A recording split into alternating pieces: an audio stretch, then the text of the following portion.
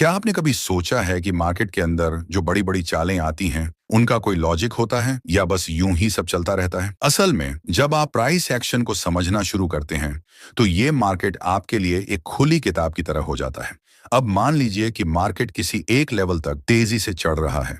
वहां तक पहुंचने तक कैंडल्स बड़ी बड़ी बनती हैं और यही हमें बताता है कि मार्केट में उस समय जबरदस्त एक्साइटमेंट यानी एक्सीलरेशन हो रहा है। ये तेज रफ्तार मूवमेंट बहुत कुछ कहता है, लेकिन कहानी यहीं खत्म नहीं होती। अब सोचिए, मार्केट एक ऐसे लेवल तक पहुंचता है जहां से पहले भी रिवर्सल आया था। हमने वहां एक रेजिस्टेंस लेवल ड्रा किया। फिर दोबारा जब मार्केट उसी लेवल के पास आता है तो एक बात नोट करने लायक होती है। पहले की तरह अब कैंडल्स का साइज छोटा हो रहा है, मतलब अब जो एक्सीलरेशन पहले था वो धीमा पड़ गया है। इसे हम डिसेलरेशन कहते हैं। ये वही स्टेज है जहां से मार्केट तो रुक जाता है या रिवर्स कर जाता है या फिर एक आखिरी झटका देकर उसी दिशा में ब्रेकआउट कर देता है। अब जब प्राइस किसी इंपॉर्टेंट लेवल को अप्रोच करता है, जैसे सपोर्ट या रेजिस्टेंस, तो वहां हमेशा थोड़ा झिझक देखने को मिलता है। और ये झिझक भी एक सिग्नल है, क्योंकि वहीं से या तो मार्केट रिवर्स करेगा या फिर थोड़ी देर रुककर उसी दिशा में आगे बढ़ जाएगा। लेकिन सवाल यह है कि कैसे पता लगाएं कि आगे क्या होगा। इसका जवाब छिपा है कैंडल्स में। अगर आप रिवर्सल ट्रेड प्लान कर रहे हैं तो आपको रिजेक्शन कैंडल्स को ध्यान से देखना होगा।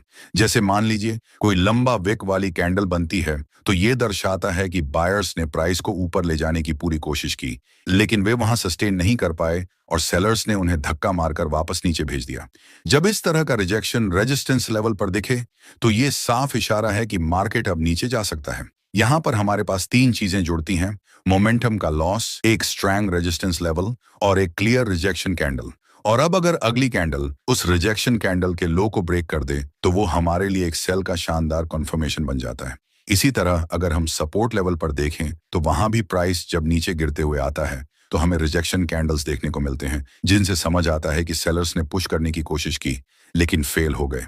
और जब उसके बाद एक हरी कैंडल बनती है तो वो हमारे लिए एक खरीदारी का कॉन्फर्मेशन बन जाती है।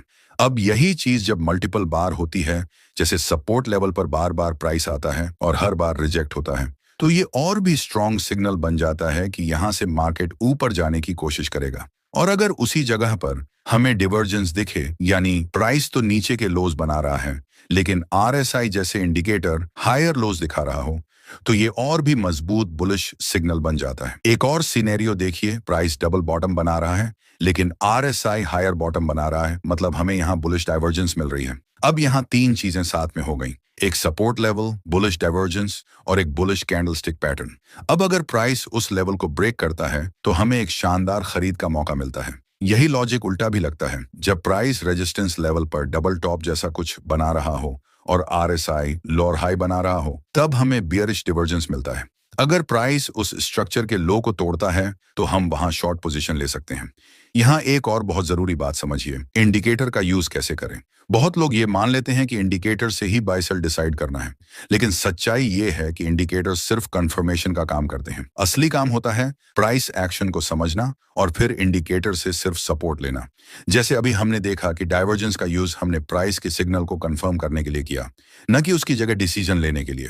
अब एक बहुत कॉमन गलती जो ट्रेडर्स करते हैं, वो किसी ब्रेकआउट पर ट्रेड तो ले लेते हैं लेकिन ये नहीं देखते कि क्या उस एरिया में कोई की लेवल है या नहीं। मान लीजिए आपने 1 घंटे के चार्ट पर कोई सिग्नल देखा और ट्रेड लेने का मन बना लिया, लेकिन आपने नहीं देखा कि वहीं आसपास एक दिन के समय फ्रेम का कोई बड़ा रेजिस्टेंस लेवल मौजूद है, तो फिर छोटी टाइम फ्रेम की एंट्री वहां रुकावट में फंस सकती है।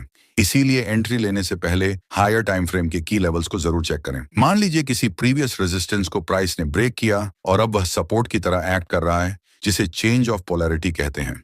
तो अब अगर प्राइस वहां दोबारा आए और बिना किसी रिएक्शन के उसे तोड़ दे तो ये एक वीक सिग्नल है।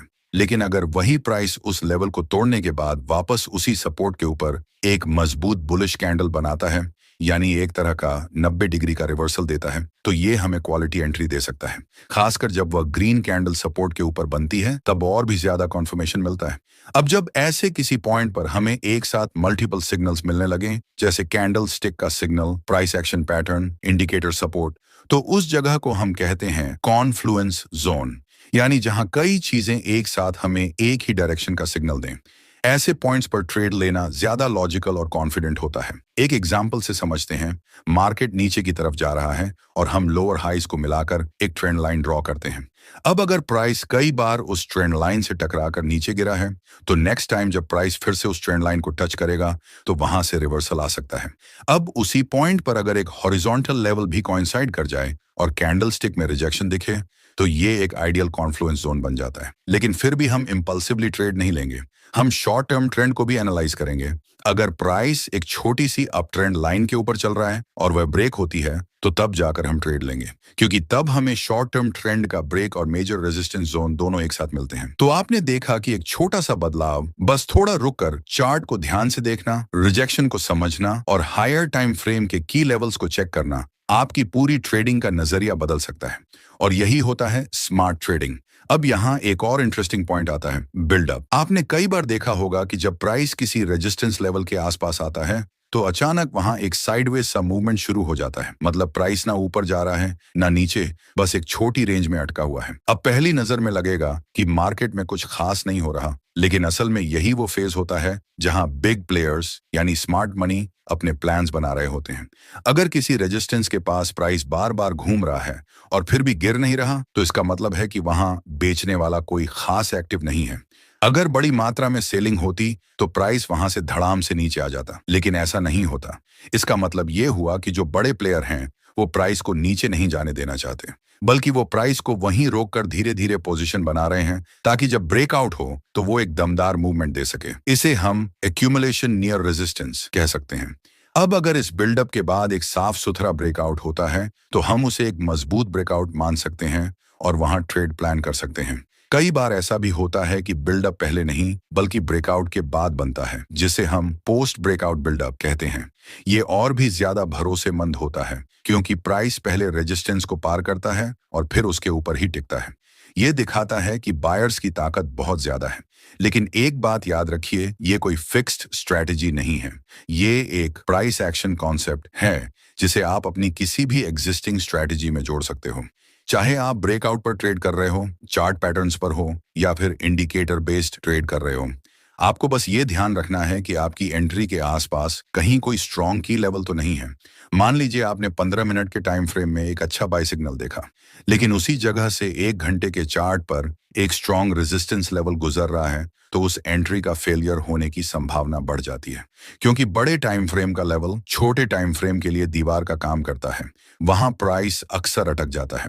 एक और कॉन्सेप्ट जो आपको ध्यान में रखना चाहिए वो है चेंज ऑफ पोलैरिटी, यानी जब कोई रेजिस्टेंस लेवल टूटता है, तो वह अगली बार सपोर्ट का काम करता है, और जब कोई सपोर्ट टूटता है, तो वह अगली बार रेजिस्टेंस बन जाता है। ये एक पावरफुल कॉन्सेप्ट है, लेकिन इसे पहचानना और समझदारी से इस्तेमाल करना जरूरी है। अब मान लीजिए प्राइस ने एक रेजिस्टेंस को ब्रेक किया और अब वह उसे रिटेस्ट करने आ रहा है। अगर वह लेवल अब सपोर्ट की तरह काम करता है और वहां हमें एक बुलिश कैंडलस्टिक दिखती है, तो ये एक बेहतरीन कंफर्मेशन होता है। लेकिन अगर प्राइस उस लेवल को बिना किसी रिएक्शन के तोड़ देता है, तो फिर हमें एक्स्ट्रा अलर्ट होना पड़ेगा। ऐसे ही एक सेटअप में अगर आपको एक शार्प रिवर्सल दिखाई दे, जैसे कि प्राइस रेजिस्टेंस को तोड़कर ऊपर गया, लेकिन 2 कैंडल्स में ही वापस नीचे आ गया और उस रेजिस्टेंस के नीचे क्लोज दे दिया, तो यह एक स्ट्रॉन्ग फॉल्स ब्रेकआउट का सिग्नल बन सकता है। और फॉल्स ब्रेकआउट के बाद आने वाले रिवर्सल ट्रेड्स अक्सर बहुत तेजी से काम करते हैं। अब बात करते हैं एंट्री कॉन्फर्मेशन की। अगर कोई सपोर्ट लेवल है और वहां हमें एक लॉन्ग विक वाली बुलिश कैंडल मिलती है जो दिखा रही है कि नीचे जाने की कोशिश फेल हो गई, और उसके बाद एक सॉलिड ग्रीन कैंडल बनती है, तो ये एक आइडियल कॉन्फ्लुएंस पॉइंट हो जाता है। कैंडल, लेवल और प्राइस की भाषा सब एक जैसी कहानी कह रहे होते हैं, जहां प्राइस की मूवमेंट, कैंडल स्टिक पैटर्न्स और इंडिकेटर्स तीनों मिलकर एक ही दिशा की तरफ इशारा करें। उस पॉइंट को हम कहते हैं एरिया ऑफ कॉन्फ्लुएंस, और कॉन्फ्लुएंस हमेशा हाई प्रोबेबिलिटी ट्रेडिंग जोन होता है। ये वो जगह होती है जहां कई बातें एक साथ मिलती हैं, जिससे हमें ट्रेडिंग में ज्यादा क्लैरिटी और कॉन्फिडेंस मिलता है। अब मान लीजिए मार्केट डाउन ट्रेंड में है और आपने ट्रेंड लाइन खींची है जो लोअर हाइज को जोड़ रही है। अगर प्राइस कई बार इस ट्रेंड लाइन से टकराकर नीचे गिरा है, तो ये ट्रेंड लाइन काफी मजबूत मानी जाती है। फिर एक बार जब प्राइस दोबारा इसी ट्रेंड लाइन को अप्रोच करता है और वहीं एक हॉरिजॉन्टल रेजिस्टेंस लेवल भी है और साथ में कैंडलस्टिक रिजेक्शन भी मिल रहा है, तो ये पूरा का पूरा जोन एक कॉन्फ्लुएंस जोन बन जाता है। अब यहाँ इंपल्सिव एंट्री नहीं लेंगे, हम थोड़ी और डिटेल में जाएंगे, जैसे क्या शॉर्ट टर्म ट्रेंड अभी ऊपर है? अगर हाँ, तो हम एक छोटी ट्रेंड लाइन बनाएंगे जो शॉर्ट टर्म अप मूव को रिप्रेजेंट करती है।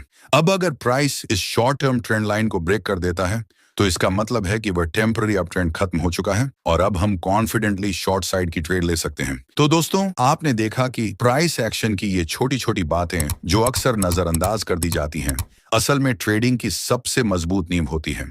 जब आप प्राइस के बिहेवियर को समझना शुरू करते हैं कि कहाँ एक्सीलरेशन है, कहाँ डिसेलरेशन, कहाँ रिजेक्शन कैंडल्स हैं और कहाँ कॉन्फ्लुएंस जोन बन रहा है, तो आप ट्रेडिंग को सिर्फ एक गेम नहीं बल्कि एक आर्ट की तरह देखना शुरू कर देते हैं। यही वो चीजें हैं जो आपको एक आम ट्रेडर से एक प्रोफेशनल सोच वाला ट्रेडर बनाती हैं। याद रखिए, हर कैंडल कुछ कहती है, हर लेवल का मतलब होता है और हर मूवमेंट के पीछे एक साइकोलॉजी होती है। बस आपको उसे पढ़ना आना चाहिए।